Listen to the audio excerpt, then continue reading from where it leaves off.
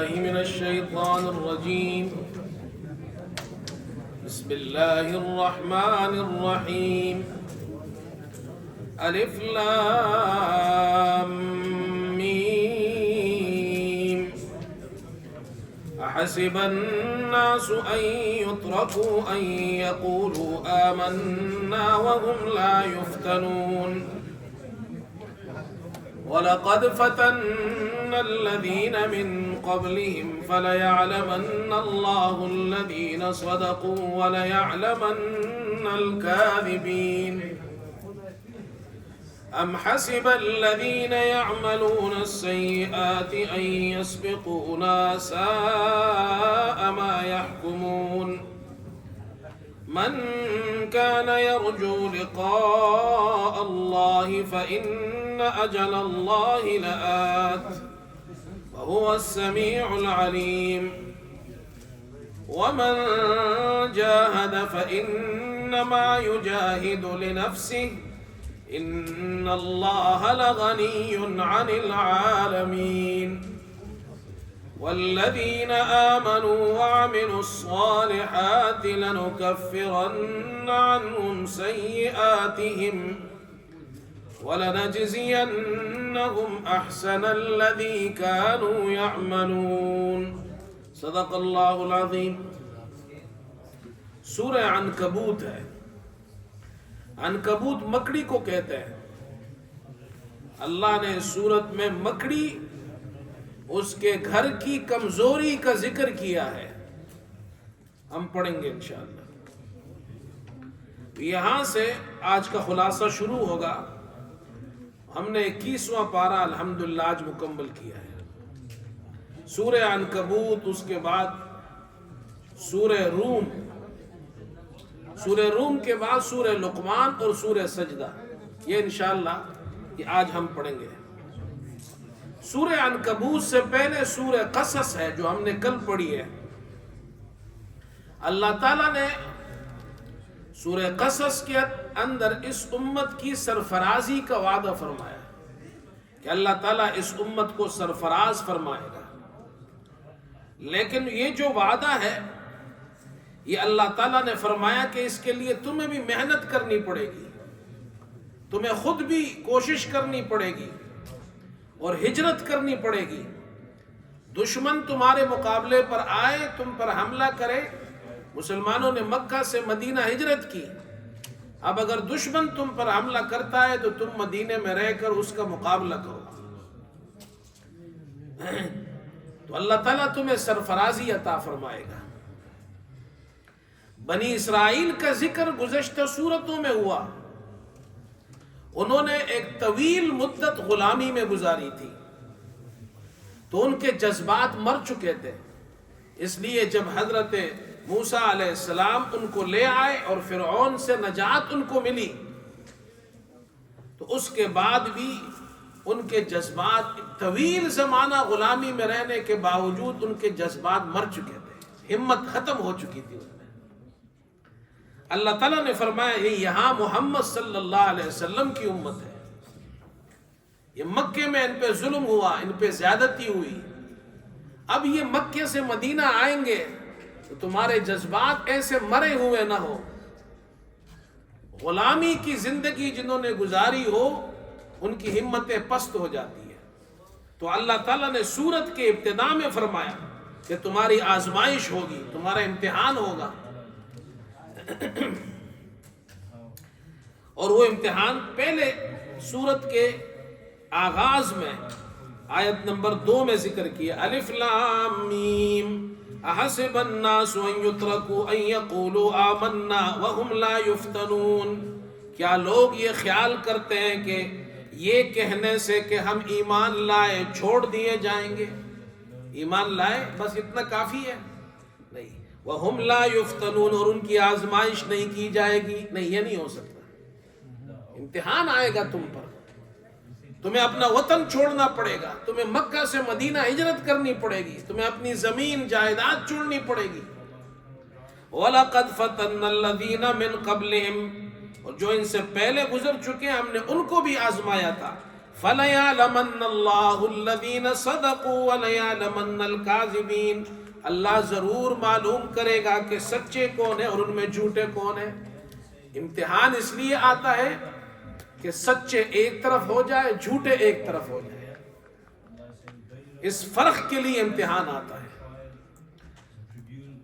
اور پھر فرمایا آیت نمبر 6 میں وَمَنْ جَاهَدَ فَإِنَّمَا يُجَاهِدُ لِنَفْسِهِ إِنَّ اللَّهَ لَغَنِيٌّ عَنِ الْعَالَمِينَ، جو شخص کوشش کرتا ہے تو اپنے فائدے کے لیے کرتا ہے، جو قوم کوشش کرے گی اپنے فائدے کے لیے کرے گی، اللہ تو سارے جہان سے بے نیاز ہے، لہذا تم بھی محنت کرو، کوشش کرو، اللہ تمہیں سرفرازی دے گا۔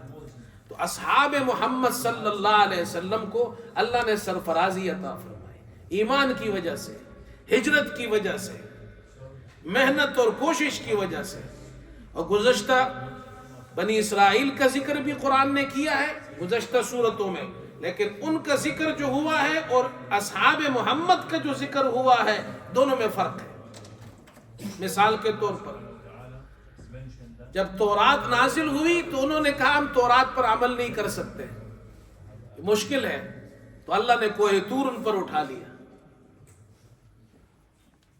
اور ادھر اللہ تعالیٰ نے آیت نازل کی، قرآن میں حکم نازل ہوا تو صحابہ نے کہا سمعنا واطعنا، ہم نے قرآن سن لیا اور ہم نے مان لیا۔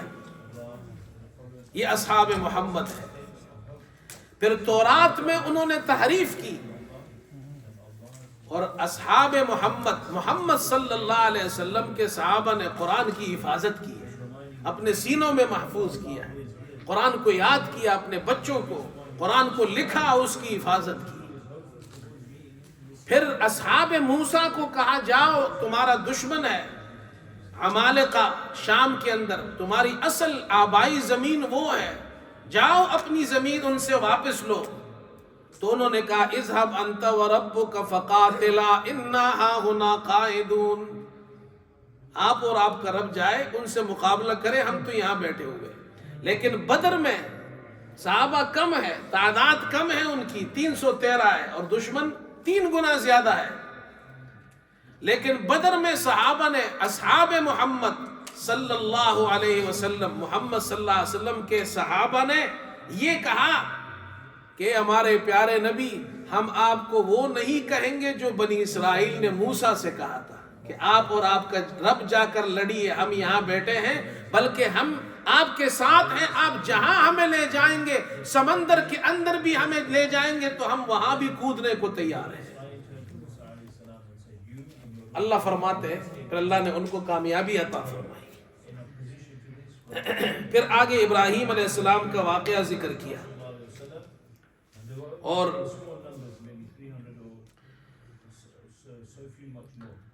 ابراہیم علیہ السلام کا واقعہ پہلے بھی ذکر کیا ہے، اور اس واقعے کے اندر تذکیر بھی ایام اللہ ہے کہ جنہوں نے پیغمبر کی بات نہیں مانی اللہ کا عذاب آیا، تو سمجھایا جا رہا ہے آیت نمبر 14 میں اور آیت نمبر 16 میں۔ نوح علیہ السلام کا ذکر کیا، اس کے بعد ابراہیم علیہ السلام کا ذکر کیا۔ وَلَقَدْ أَرْسَلْنَا نُوحًا إِلَىٰ قَوْمِهِ فَلَبِثَ فِيهِمْ أَلْفَ سَنَةٍ إِلَّا 50 عَامًا، 950 سال تک نوح علیہ السلام رہے، دعوت دی انہوں نے۔ یہ تبلیغ آسان نہیں ہے بھائی، یہ نبیوں کا کام ہے، 950 سال، اور تکلیف ان پر آئی، روزانہ ان کو وہ دعوت دیتے تھے اور وہ ان کو مارتے تھے۔ مفسرین نے لکھا ہے اتنا مارتے تھے پتھروں سے، حضرت نوح علیہ السلام پتھروں میں چھپ جاتے تھے، وہ سمجھتے تھے یہ فوت ہو گئے، اللہ پھر ان کو اٹھا دیتا تھا، وہ زندہ تو تھے، زخمی ہو جاتے تھے، پھر وہ زخموں سے پھر ٹھیک ہوتے تو پھر اپنی دعوت شروع کرتے۔ فَأَخَذَهُمُ الطُّوفَانُ وَهُمْ ظَالِمُونَ، اللہ نے ان ظالموں پر طوفان بھیجا اور طوفان نے ان کو غرق کر دیا، اور اللہ نے حضرت نوح کو نجات دی، فَأَنْجَيْنَاهُ وَأَصْحَابَ السَّفِينَةِ، اور کشتی والوں کو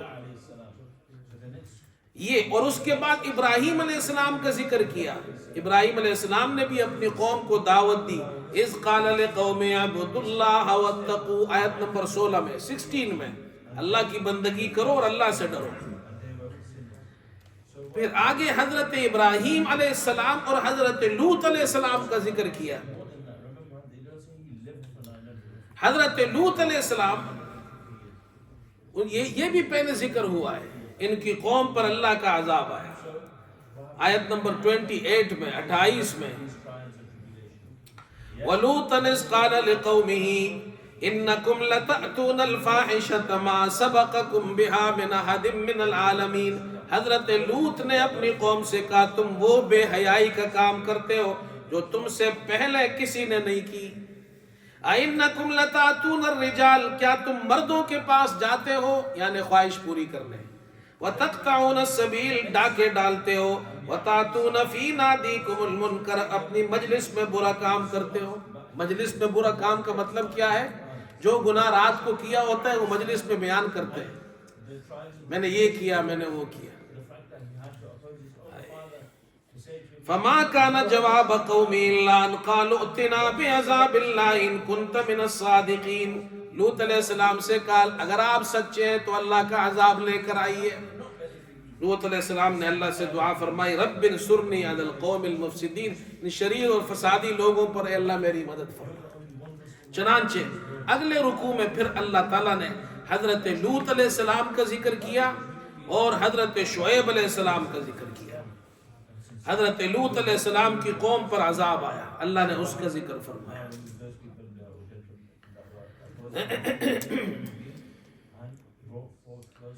اور اس کے بعد پھر حضرت شعیب علیہ السلام کا ذکر کیا. یہ دونوں واقعات پہلے گزر چکے ہیں اور اس رکوع کے اندر رکوع نمبر 4 میں آیت نمبر 32، آیت نمبر 36 اور آیت نمبر 40 میں ذکر کیا حضرت لوط علیہ السلام کا، جب ان پر فرشتے آئے عذاب لے کر، اور شعیب علیہ السلام کا اور شعیب علیہ السلام کی قوم پر جب عذاب آیا.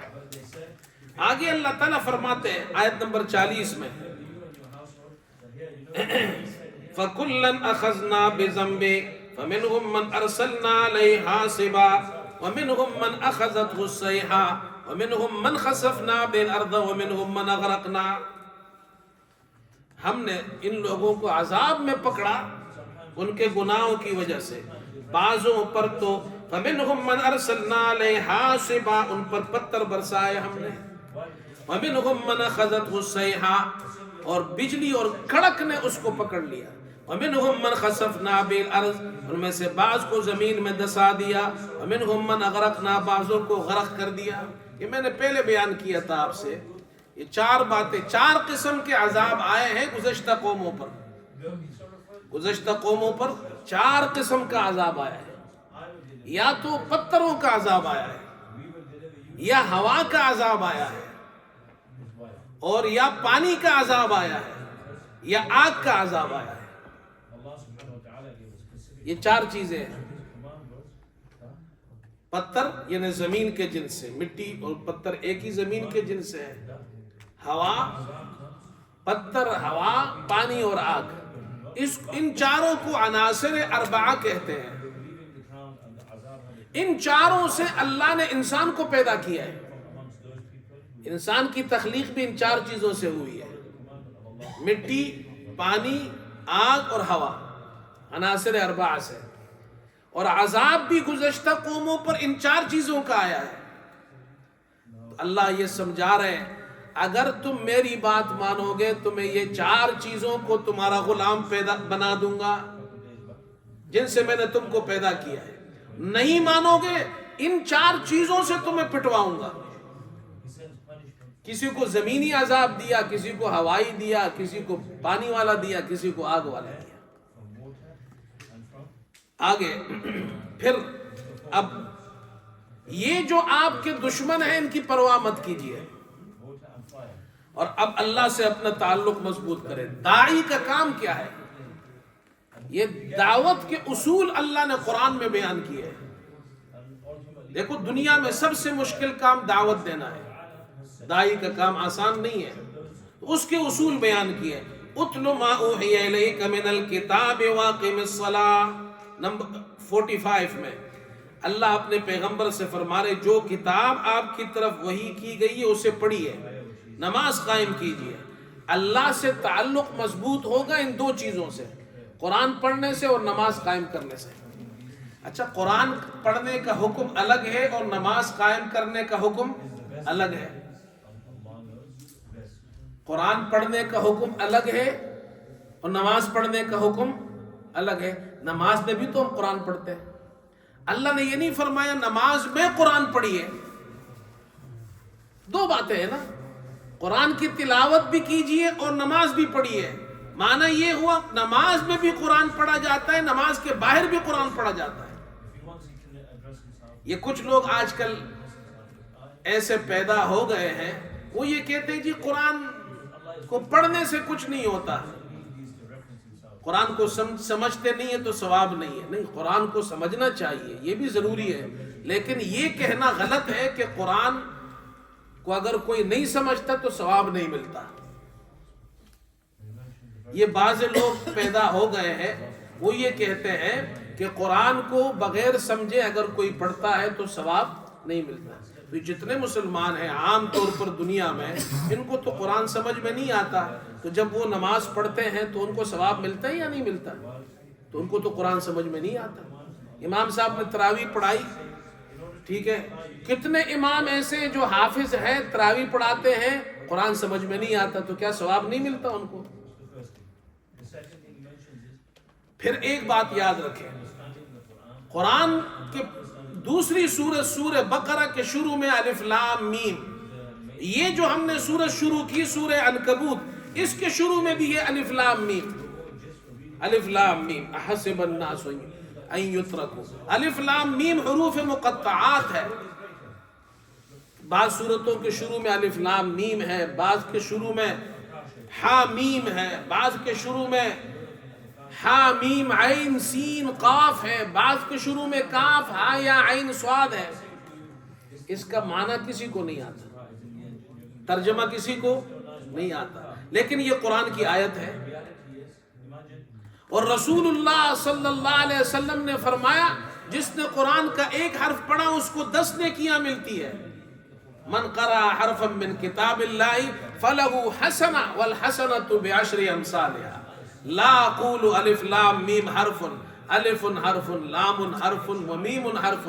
اللہ کے رسول صلی اللہ علیہ وسلم نے فرمایا میں نہیں کہتا الف لام میم ایک حرف ہے, بلکہ الف ایک حرف ہے, لام ایک حرف ہے, میم ایک حرف ہے. الف لام میم پڑھنے پر 30 نیکیاں ملتی ہیں. معنی کسی کو نہیں معلوم. مولوی صاحب, مفتی صاحب, شیخ الحدیث بھی الف لام میم پڑھتا ہے, معنی اس کو نہیں معلوم. تو آپ تو کہتے ہیں کہ قرآن جو بغیر سمجھے پڑھے ثواب نہیں ملتا. الف لام میم کس کو سمجھ میں آتا ہے؟ کاف ہا یا عین صاد کا ترجمہ کسی کو بھی نہیں آتا, ہا میم کا ترجمہ کسی کو بھی نہیں آتا, لیکن نماز ہو جاتی ہے اس سے. بغیر سمجھے ترجمہ آئے بغیر, اس پر ثواب بھی ملتا ہے. تو یہ آج کل کچھ لوگ پیدا ہوئے یہ غلط کہتے ہیں. اللہ نے تلاوت کا ذکر الگ کیا ہے, نماز کا ذکر الگ کیا ہے. ہاں ہم یہ کہتے ہیں کہ تلاوت بھی کرے, اس کو سمجھ کر کوشش کرے سمجھنے کی. پھر اگلے رکوع میں ہجرت کی ضرورت پیش آئے تو ہجرت کرنی پڑے گی تمہیں, اللہ کے راستے میں نکلنا پڑے گا, ہجرت کرنی پڑے گی. ہاں, گھر بار چھوڑنا پڑے گا. مکہ, صحابہ نے مکہ چھوڑ دیا, اپنی زمینیں چھوڑ دی, اپنی جائیداد چھوڑ دی دین کی خاطر. اللہ فرماتے یا عبادی الذین آمنوا, اے میرے بندو جو ایمان لائے, ان ارضی واسعہ, میری زمین کشادہ ہے, فإیایا فاعبدون, میری عبادت کرو. 56 میں میری زمین بہت وسیع ہے, اگر تم پر ایک جگہ ظلم ہوتا ہے وہاں سے نکل کر دوسری جگہ چلے جاؤ, وہاں میری عبادت کرو.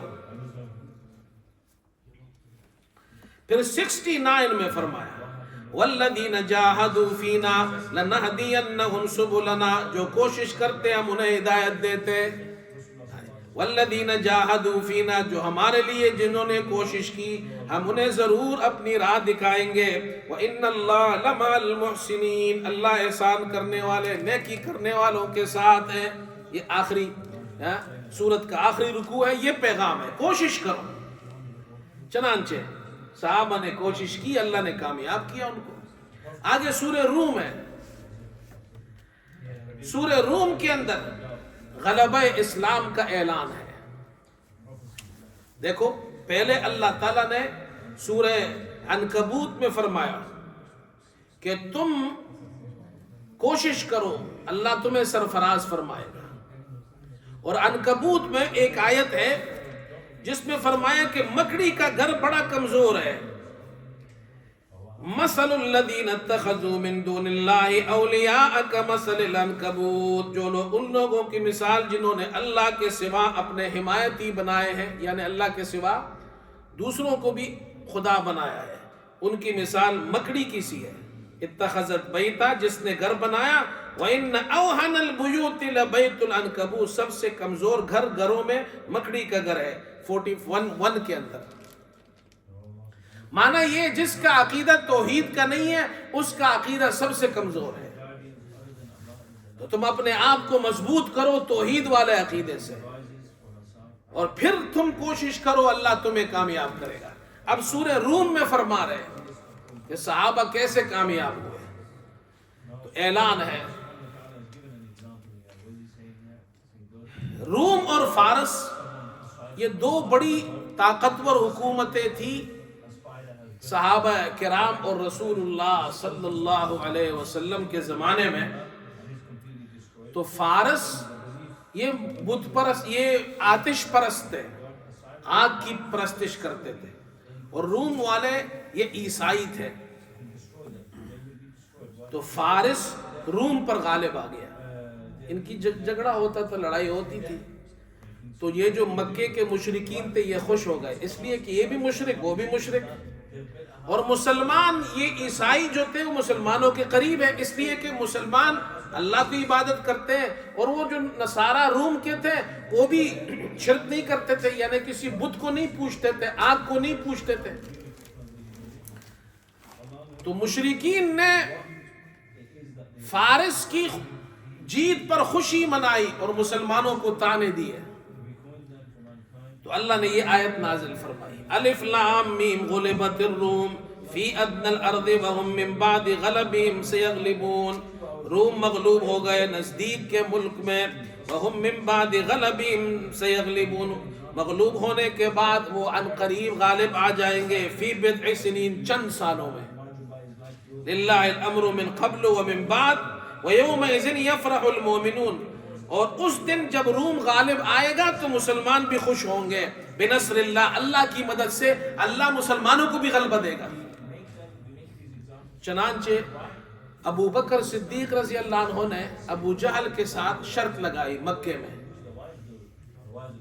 کہ روم 5 سال میں غالب آ جائیں گے. اور شرط کتنی ہے؟ 100 اونٹ پر شرط لگائی. اس زمانے میں شرط لگانا جائز تھا، ابھی شرط لگانا جائز نہیں ہے.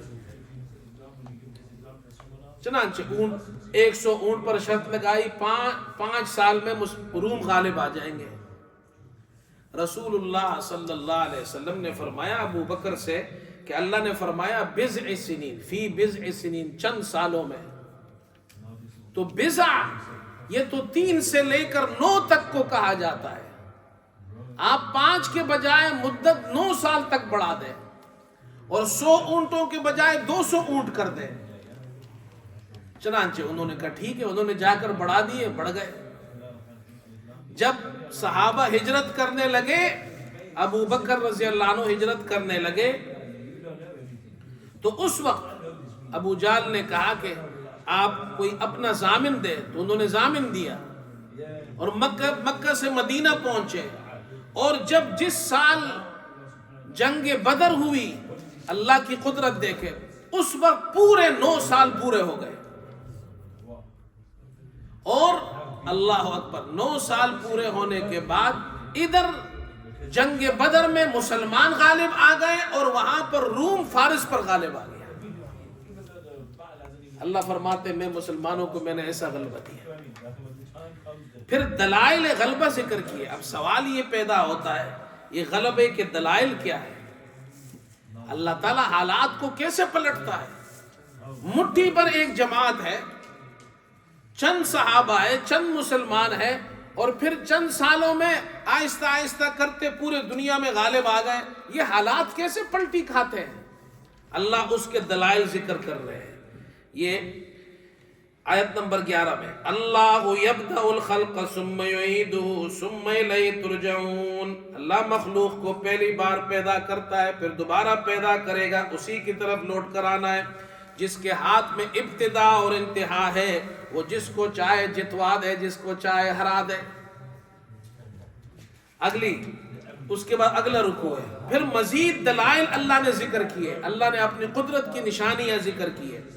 یہ بڑا زبردست مضمون ہے. وَمِنْ آيَاتِهِ أَنْ خَلَقَ لَكُم مِّنْ أَنفُسِكُمْ أَزْوَاجًا لِتَسْكُنُوا إِلَيْهَا. اللہ کی نشانیوں میں سے یہ تمہارے لیے بیویاں پیدا کیے تاکہ تم ان کے پاس سکون حاصل کرو. تمہارے درمیان محبت اور مودت اور مہربانی پیدا کر دی ہے. یہ ایک عورت ہے اور ایک مرد ہے، دونوں کے خیالات مختلف ہیں، دونوں ایک دوسرے کو نہیں جانتے ہیں، دونوں اجنبی ہے. مولوی صاحب نے خطبہ پڑھا اور کہا کہ جی کہ لڑکی کے باپ سے کہا کہ تم نے اپنی بیٹی اس کو نکاح میں دے دی، اس نے کہا دے دی. اس سے کہا تم نے قبول کی، اس نے کہا قبول کی. دو جملے ہیں نا، ایجاب قبول. لیکن ان دو جملوں کے بعد دو مختلف خیالات کے لوگ، ایک مرد ایک عورت، ایک دوسرے سے اجنبی ہیں، جانتے نہیں ہیں. اور ایک مرد ایک عورت دو جملوں کے بعد ملتے ہیں اور آپس میں ان کے اندر ایسی محبت پیدا ہو جاتی ہے کہ دنیا میں اتنا قریب کوئی نہیں ہوتا. یہ اللہ فرماتے یہ میری قدرت ہے. اتنی محبت اللہ کیسے پیدا کر دیتا ہے دو جملوں کے بعد. یہ جو دو جملے ہیں نا نکاح کے، اس میں بڑی طاقت ہے. اور یہ نکاح کے بغیر جو دو جملوں کے بغیر مرد عورت اکٹھے ہوتے ہیں نا، محبت وہ والی نہیں ہوتی ہے، نہیں ہوتی. ایک آدمی ملا مجھے، نوجوان تھا، انتقال ہو گیا اس کا، اللہ اس کی مغفرت فرمائے. وہ زنا میں مبتلا تھا. وہ توبہ کی، اس نے بڑا روتا تھا، توبہ کی اس نے ایک عجیب بات بتائی. انہوں نے کہا مولوی صاحب، جو محبت نکاح کے بعد میاں بیوی میں پیدا ہوتی ہے، زانی اور زانیہ میں وہ محبت کا تصور بھی نہیں ہوتا ہے. وہ سوچ بھی نہیں سکتے اس محبت کو. وہ زنا تو کرتے ہیں لیکن وہ محبت نہیں پیدا ہوتی جو میاں بیوی میں. یہ اللہ کی قدرت ہے. اللہ فرماتے میں جب میاں بیوی میں، مرد اور عورت میں یہ محبت پیدا کر سکتا ہوں، یہ میری طاقت ہے، تو میں اسی طرح مسلمانوں کو جتا سکتا ہوں، ان کو غلبہ بھی دے سکتا ہوں. اللہ نے اور دلائل بھی ذکر کیے ہیں، وقت کم ہے اس لیے میں ایک ایک دلیل بیان کر رہا ہوں. پھر آگے فرمایا دلائل ذکر ہو گئے، غلبہ اللہ عطا فرماتا ہے. اب آگے اصول غلبہ ذکر ہو رہا ہے. اللہ تعالیٰ نے 8 اصول ذکر کیے ہیں. تم ان 8 اصولوں پر عمل کرو، اللہ تمہیں غلبہ عطا فرمائے گا. اور وہ کیا ہے؟ آیت نمبر 30 سے شروع ہو رہے ہیں. فَأَقِمْ وَجْهَكَ لِلدِّينِ حَنِيفًا، ایک طرف ہو کر دین پر سیدھے منہ کیے چلے جاؤ. فَأَقِمْ وَجْهَكَ لِلدِّينِ حَنِيفًا، سارے باطل مذاہب کو چھوڑ کر توحید والے مذہب پر، اسلام پر آ جاؤ. یہ پہلا اصول ہے. نمبر 2، منیبین الیہ، اللہ کے طرف رجوع کرو، سب کو چھوڑ کر اللہ کے طرف رجوع کرو. نمبر 3، واتقوہ، اللہ سے ڈرو. وَأَقِيمُوا الصَّلَاةَ، نمبر 4، نماز قائم کرو. نمبر 5، وَلَا تَكُونُوا مِنَ الْمُشْرِكِينَ، مشرکوں میں سے نہ ہو جاؤ. یہ تو آیت نمبر 30 اور 31 میں بیان ہو گئے. اب آگے 38 میں بیان ہو رہے ہیں. فَآتِ ذَا الْقُرْبَى حَقَّهُ، رشتہ داروں کو حق دو. والمسکین، مسکین کو بھی اس کا حق دو. وابن السبیل، مسافر کو بھی اس کا حق دو. تمہارے معاشرے میں کوئی مسافر ٹریولر آ جائے باہر سے تو اس کا بھی خیال کرو، رشتہ داروں کا بھی خیال کرو، غریبوں کا بھی خیال کرو. شرک مت کرو، نماز قائم کرو، اللہ سے ڈرو، اس کی طرف رجوع کرو، اپنا رخ اسی طرف رکھو، یہ 8 باتیں تمہارے اندر پیدا ہو جائے گی، میں تمہیں بھی کامیاب کر دوں گا۔ یہ 8 اصول بیان کیے یہاں آیت نمبر 30 سے 30 کے اندر، 31 کے اندر اور 38 کے اندر۔ پھر آگے، اور اگر تم گناہ کرو گے تو پھر یاد رکھو زمین میں، خشکی میں اور سمندر میں جو بھی فساد آئے گا وہ تمہاری وجہ سے آئے گا۔ ظہر الفساد فی البر والبحر بما کسبت ایدی الناس، جو گناہ کریں گے تو زمین میں، بحر میں اور بر میں فساد آئے گا گنہگاروں کی وجہ سے، لیکن تمہارے اندر اگر یہ 8 باتیں ہوں گی، جب تم آؤ گے تو اللہ تعالیٰ اس فساد کو ختم کر دے گا اور امن اور امان آئے گا۔ یہ قرآنی اصول ہے، اللہ ہمیں عمل کی توفیق عطا فرمائے۔ اللہ تعالیٰ اپنی قدرت ذکر کر رہے ہیں کہ اللہ تمہیں کیسی طاقت دے گا، کیسے ملے گی طاقت۔ انسان سوچتا ہے کہ بھئی میں تو کمزور ہوں، بے بس ہوں، اللہ فرماتے پریشان نہ ہو، فرد کو بھی، جماعت کو بھی، قوم کو بھی تم اپنی اصلاح کرو۔ تو پھر اللہ فرماتے دیکھو میں کیسے طاقت دیتا ہوں۔ اللہ الذی خلقکم من ضعف، اللہ نے تمہیں کمزوری کی حالت سے پیدا کیا، بچہ ہوتا ہے کمزور، ثم جعل من بعد ضعف قوہ، پھر اس کے بعد اللہ نے طاقت دی، وہ بڑھتا گیا، جوان ہو گیا۔ بچہ تھا تو ہل بھی نہیں سکتا تھا، چل بھی نہیں سکتا تھا، ہاں کھڑا بھی نہیں ہو سکتا تھا، اور جوان ہو گیا، اب جناب ایک ہاتھ سے جناب کیا ہے، وہ 1-2 من کے ایسی چیزیں اٹھا لیتا ہے۔ اللہ فرماتے میں ایسی طاقت دیتا ہوں۔ ثم جعل من بعد قوة ضعفا، پھر وہی آدمی جو طاقتور ہوتا ہے آہستہ آہستہ بوڑھا ہوتا ہے، کمزور ہو جاتا ہے، اور پھر یخلق ما یشاء، اللہ جسے چاہتا ہے پیدا کرتا ہے۔ طاقت دینا، کمزور سے طاقتور بنانا، طاقتور سے کمزور بنانا، یہ میرا کام ہے۔ تم دیکھتے نہیں ہو، تم بچے تھے، طاقت نہیں تھی، تمہیں ہم نے جوان کیا، طاقت دی، پھر جوانی سے آہستہ آہستہ آہستہ بوڑھے ہوتے گئے، کمزور ہو گئے۔ بچپن میں دیکھا ہوگا جو چھوٹے بچے ہوتے ہیں نا، وہ چل نہیں سکتے تو اس کو کس چیز میں رکھتے ہیں؟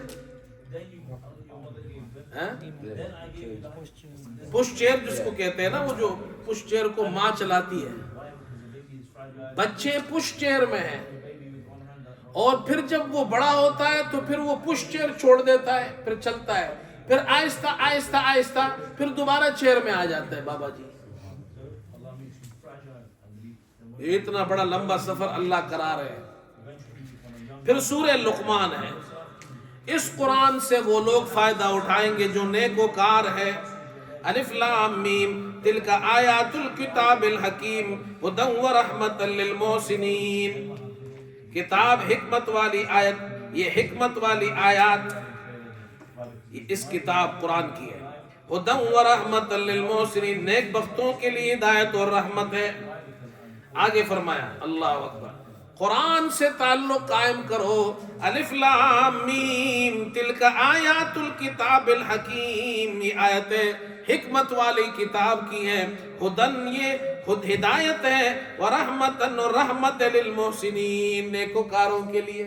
قرآن سنا کرو، جب گاڑی میں جاؤ تو قرآن سنو، قرآن پڑھا کرو جب موقع ملے، قرآن کو سمجھا کرو، جب رات کو سونے سے پہلے دیکھ لو اللہ میرا کیا کہہ رہے ہیں، قرآن سے تعلق قائم کرو۔ اسی لیے آگے فرمایا وَمِنَ النَّاسِ مَن يَشْتَرِي لَهْوَ الْحَدِيثِ، ایسے بھی آدمی ہیں جو کھیل کی باتوں کے خریدار ہیں، لِيُضِلَّ عَن سَبِيلِ اللَّهِ بِغَيْرِ عِلْمٍ، تاکہ اس کے ذریعے اللہ کے راستے سے لوگوں کو بہکائے، بغیر علم، بغیر علم کے۔ مشرکین مکہ وہ انہوں نے کچھ کتابیں خریدی پرانے زمانے کی، لوگوں کی، ان کے واقعات اور قصوں کی، اور وہ لا کر مکے میں وہ پرانے قصے اور کہانیاں لوگوں کو سناتے تھے۔ اور ایک باندی لے آئی جو وہ گانا گاتی تھی، تو کہا قرآن کو مت سنو، آؤ ہمارا پروگرام دیکھو، گانا سنو، باندی کا ڈانس دیکھو۔ ہاں انٹرٹینمنٹ جس کو ہم کہتے ہیں آج کل، ڈسکو ڈانس اور پتہ نہیں کیا کیا ہے، مجھے تو نام بھی نہیں آتے ان کے. پورے سٹیج بنائے جا رہے ہیں، ڈرامے ہو رہے ہیں، ڈانس ہو رہے ہیں. انہوں نے بھی یہی کیا. اللہ نے اس کا ذکر کیا. ایک وہ ہیں جو محمد صلی اللہ علیہ وسلم کے پاس جا کر قرآن سنتے ہیں، ایک وہ ہیں جو مکے کے مشرکینوں کے پاس جا کر ان کے ڈرامے دیکھتے ہیں، ان کے ڈانس دیکھتے ہیں. قرآن نے یہ بیان کیا سورہ لقمان میں. قرآن سے تمہارا تعلق ہوگا تم کامیاب ہو، علم سے، نالج سے تمہارا تعلق ہوگا تم کامیاب ہو. آگے حضرت لقمان کا ذکر کیا جا رہا ہے. حضرت لقمان ایک دانشمند انسان تھے. تو اللہ تعالیٰ تمہیں بھی جب تم لوگ قرآن سے تعلق قائم کرو گے، تمہاری سوسائٹی میں، مسلمانوں میں جب دین آئے گا، علم آئے گا، نالج آئے گا، ایجوکیشن آئے گا، تو پھر حضرت لقمان کی طرح اس میں دانشمند لوگ پیدا ہوں گے. حضرت لقمان یہ غلام تھے، حبشی تھے، بالکل کھالے کلوٹے، گنگریالو بال، لیکن اللہ نے حکمت و دانائی عطا کی تھی تو لوگ ان سے فائدہ اٹھاتے تھے. اپنی قوم کے اندر دانشمند لوگوں سے فائدہ اٹھاؤ. اب ہمارے یہاں دانشمند لوگوں کی قدر نہیں ہے، پڑھے لکھے لوگوں کی قدر نہیں ہے. وہ اچھے لوگ تھے، حضرت لقمان کی قدر کی. حالانکہ حضرت لقمان شکل سے خوبصورت نہیں تھے، لیکن انہوں نے قدر کی. جس قوم نے اپنے اچھے لوگوں سے فائدہ اٹھایا وہ کامیاب ہو گئے. ہمارے یہاں تو نہیں ہے جی. ہم تو نہ علماء سے فائدہ اٹھاتے ہیں، نہ ڈاکٹروں سے فائدہ اٹھاتے ہیں، نہ پروفیسروں سے فائدہ اٹھاتے ہیں، نہ بچے اسکول میں کامیاب، نہ بچے کالج میں کامیاب، نہ بچے یونیورسٹی میں کامیاب، نہ بچے مدرسے میں، نہ بچے جامعہ میں، نہ بچے مسجد میں. ہمارے بچے ڈرگز میں. یہ جنرل بات کر رہا ہوں، جنرل بات. آپ دیکھیں اس ملک میں کیا ہمارے بچے ڈرگز میں ہیں، ہمارے بچے نشے میں ہیں، ہمارے بچے گناہوں میں ہیں، ہمارے بچے جیلوں میں ہیں. سب سے زیادہ تعداد مسلمانوں کی جیلوں میں ہے. اللہ کہتے ہیں اس کی وجہ یہ تمہارا سکیل خراب ہے. تمہارے سکیل کے اندر سب سے کامیاب آدمی وہ ہے جس کے پاس سب سے زیادہ پیسہ ہے. انگلینڈ میں جس کے پاس سب سے زیادہ پیسہ ہے وہ کامیاب ہے. اللہ کہتے ہیں نہیں، حضرت لقمان کی طرح جو دانش مند ہیں ایسے لوگ پیدا کرو، ان سے فائدہ اٹھاؤ. تو 40 سال 50 سال تو ہو گئے ہمیں اس ملک میں، 70 سال ہو گئے. یہ کہتے ہیں 70 سال ہو گئے، ابھی بھی ریورس میں ہی جا رہے ہیں. حضرت لقمان نے اپنے بیٹے کو نصیحت کی ہے. یہ ہمیں سمجھایا جا رہا ہے اپنے بچوں کو لقمان جیسے دانشمند کے پاس بھیجو. حضرت لقمان کہتے ہیں اپنے بیٹے کو یا بنیا. یہ پوری تقریر تو میں نہیں کر سکتا جو آیات میں اللہ نے بیان کی ہے، ایک آیت بیان کرتا ہوں. یا بنیا انہا ان تک مثقال حبۃ من خردل، اگر کوئی عمل رائی کے دانے کے برابر ہو، فتکن فی صخرۃ، پھر وہ کسی پتھر میں ہو. رائی چھوٹی سی اور پھر وہ رائے پتھر میں ہو. او فی السماوات او فی الارض، یا آسمانوں کے اندر ہو یا زمین کے اندر، اللہ اسے حاضر کر کے لے آئے گا. اللہ سے کوئی چیز نہیں چھپا سکتے. کیا مطلب؟ دنیا میں جب کوئی چیز چھپی ہوتی ہے تو وہ 4 قسم پر ہوتی ہے. کتنے قسم پر؟ 4 قسم پر. یا تو بہت چھوٹی ہوتی ہے، نظر نہیں آتی، نمبر 2، اور یا بہت دور ہوتی ہے، نظر نہیں آتی، یا اندھیرے میں ہوتی ہے، نظر نہیں آتی، اور یا پردے میں ہوتی ہے، نظر نہیں آتی. اب دیکھو قرآن کیا کہتا ہے، اے میرے بیٹے یا بنی انہا ان تک مثقال حبۃ من خردل، رائے کے دانے کے برابر بھی کوئی چیز ہو، یعنی جتنی چھوٹی سی چھوٹی چیز بھی ہو اللہ سے چھپ نہیں سکتی. نمبر 2، فتکن فی صخرۃ، وہ پتھر کے اندر ہو، یعنی پردے کے اندر تمہیں چیز نظر نہیں آتی، پتھر کے اندر تمہیں چیز نظر نہیں آتی، پردے کے اندر تمہیں چیز نظر نہیں آتی، اللہ کو سب نظر آتا ہے. او فی السماوات، یا آسمان پر کوئی چیز ہو، اتنی دور ہو تمہیں نظر نہیں آتی، اللہ سے کوئی مخفی نہیں. او فی الارض، زمین کے اندر کوئی چیز ہو، اندھیرے میں ہے زمین کے اندر، تمہیں نظر نہیں آتی، اللہ کو نظر آتی ہے۔ اپنے بیٹے کو سمجھایا اللہ سے تم کچھ نہیں چھپا سکتے ہو، باپ سے تو تم چھپا سکتے ہو، باہر جا کر سگریٹ پی رہے ہو، بیٹا باہر جا کر نشہ کر رہا ہے، ماں باپ سے چھپا سکتا ہے، بیٹا باہر جا کر جوا کھیلتا ہے، باپ سے چھپا سکتا ہے، بیٹا باہر جا کر ڈرگز میں لگا ہوا ہے، گناہوں میں لگا ہوا ہے، حرام کاریوں میں لگا ہوا ہے، باپ سے چھپا سکتا ہے، ماں سے چھپا سکتا ہے، فیملی سے چھپا سکتا ہے۔ حضرت لقمان فرماتے ہیں اللہ سے نہیں چھپا سکتے ہو۔ کتنی اچھی نصیحت کی ہے۔ ایسے بچوں کو، ایسے لوگوں کو ضرورت ہے جو ہماری قوم کو، ہمارے بچوں کو نصیحت کرے۔ اللہ اکبر۔ پھر آگے اللہ کے احسانات ہے لہذا اس کے حکم کی تعمیل کرو۔ اللہ کے احسانات ہے تم پر، اس کے حکم کی تعمیل کرو۔ اگلے رکوع میں یہ بیان ہو رہا ہے۔ اللہ اکبر۔ آیت نمبر 20 میں، آیت نمبر 21 میں، اس کے بعد آخری رکوع ہے۔ یہ تذکیر بھی اعلیٰ اللہ ہے، اللہ کی اتنی نعمتیں ہیں لہذا نصیحت حاصل کرو 31 کے اندر۔ اور سورت کے آخر میں فرمایا ان اللہ عندہ علم الساعة وینزل الغیث ویعلم ما فی الارحام وما تدری نفس ماذا تکسب غدا۔ قیامت کا علم اللہ کے پاس ہے، بارش وہی برساتا ہے، اس کو پتہ ہے بارش کب برستی ہے، ماں کے پیٹ میں جو ہوتا ہے وہ اللہ جانتا ہے، کوئی اور نہیں جانتا، انسان نہیں جانتا کل کو کیا کرے گا، اللہ جانتے ہیں، اور کہاں انسان مرے گا۔ یہ 5 چیزیں ہیں۔ کتنی ہیں؟ قیامت کا علم اللہ کے پاس، بارش وہی برساتا ہے یعنی اس کا علم بھی اللہ کے پاس، ماں کے پیٹ میں کیا ہے لڑکا لڑکی اللہ جانتا ہے، الٹرا ساؤنڈ سے پتہ چلتا ہے، وہ بھی 100% ڈاکٹر شور نہیں ہوتا، اور وہ بھی ایک ذریعہ ہے، بغیر ذریعے کے کوئی نہیں بتا سکتا ماں کے پیٹ میں کیا ہے۔ دوربین سے آپ دور کی چیز دیکھ سکتے ہیں، ویسے کوئی نہیں دیکھ سکتا دور کی چیز، بہت زیادہ دور۔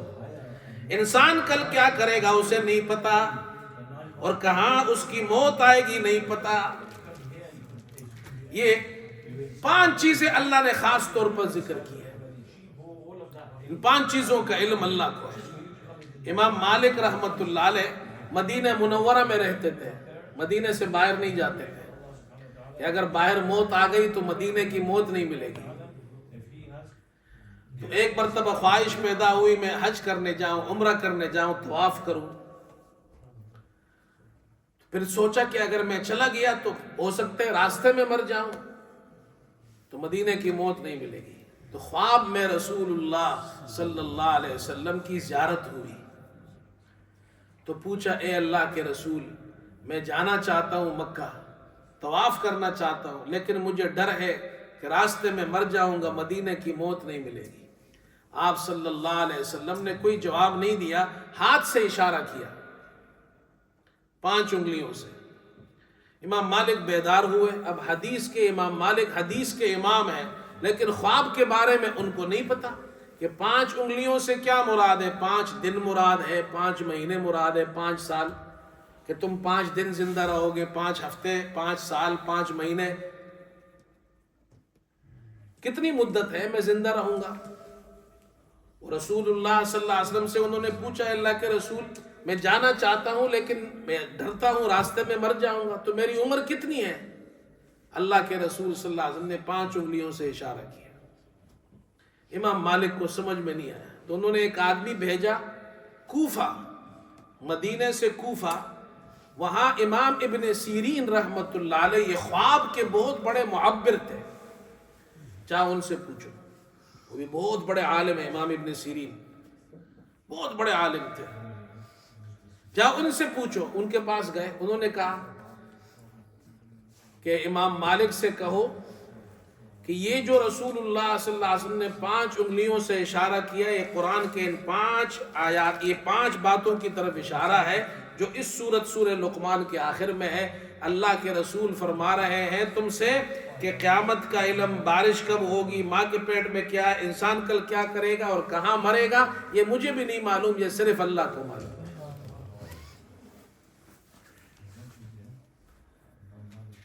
عقیدہ پکا کرو.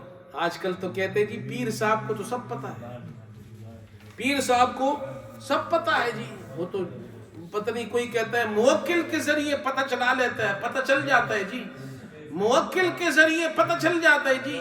آپ پہ کسی نے جادو کیا ہے, رشتہ داروں کو لڑواتے ہیں آپس میں, رشتہ داروں کو. یہ ہماری جو بہنیں ہیں گھروں میں سن رہی ہیں, ان کو بھی سمجھنا چاہیے. اللہ کے رسول صلی اللہ علیہ وسلم کو غیب کا علم ان کو بھی نہیں ہے, تو پیروں کو کہاں سے ہوگا؟ غیب کا علم صرف اللہ کو ہے. یہ جو پیر فقیر, یہ جو موکل اور پتہ نہیں کیا کیا انہوں نے بنایا ہے, کہتے ہیں ان کو پتہ چل جاتا ہے, یہ سب جھوٹ ہے. کوئی نہیں جانتا, غیب کا علم کسی کو نہیں ہے. ہاں کوئی آپ کو بتا دے وہ الگ بات ہے کہ بھئی میں نے فلاں آدمی کو دیکھا ہے, اس نے ایسا کیا, یہ تو غیب کا علم نہیں ہوا. لیکن بغیر دیکھے, بن دیکھے کوئی نہیں بتا سکتا. یہ سب لوگوں کو گمراہ کرنے کی چیزیں ہیں. اس کے بعد سورہ سجدہ ہے, اور یہ سورہ سجدہ, مٹی سے اللہ نے تم کو پیدا کیا, اس کی ربوبیت کا تقاضا ہے کہ اس کی روحانی تربیت کے لیے اللہ نے تمہیں کتاب دی ہے. الف لام میم تنزیل الکتاب لا ریب فیہ من رب العالمین. اور آگے فرمایا الذی احسن کل شیء خلقہ وبدأ خلق الانسان من طین, انسان کو مٹی سے پیدا کیا. آیت نمبر 7 میں انسان مٹی سے بنا ہے, لیکن اللہ نے ایک کتاب بھیجی ہے جس کو قرآن کہتے ہیں. جب یہ مٹی سے بنا ہوا انسان اس قرآن کو پڑھتا ہے, اللہ اس کو فرشتوں سے بھی آگے کر دیتا ہے. پھر فرمایا اگلے رکوع کے اندر, قرآن سے فائدہ اٹھانے والے سب ایک جیسے نہیں ہوتے, کچھ تو فائدہ اٹھاتے کچھ نہیں اٹھاتے. آیت نمبر 19 میں اور 20 میں, اما الذین آمنوا وعملوا الصالحات فلہم جنات المأویٰ. جو قرآن پر ایمان لایا, جس نے قرآن سے فائدہ اٹھایا, ان کے لیے اللہ نے جنت المأویٰ بنایا. اور اما الذین فسقوا, جنہوں نے نافرمانی کی, فمأواہم النار, ان کے لیے اللہ نے جہنم بنائی. اگلا رکوع آخری رکوع ہے, آیت نمبر 23. حضرت موسیٰ کے متبعین کی ایک جماعت پیدا ہو گئی تھی, تو حضرت موسیٰ کی اتباع کرتی تھی. اسی طرح محمد صلی اللہ علیہ وسلم کی امت میں جو اتباع کریں گے وہ کامیاب ہوں گے. اللہ ہمیں قرآن کی اتباع نصیب فرمائے. اللہم انا نسألک الہدی والتقی والعفاف والغنی, نسألک من خیر ما سألک منہ نبیک محمد صلی اللہ علیہ وسلم, ونعوذ بك من شر ما استعاذك منه نبيك محمد صلى الله عليه وسلم, وصلى الله تعالى على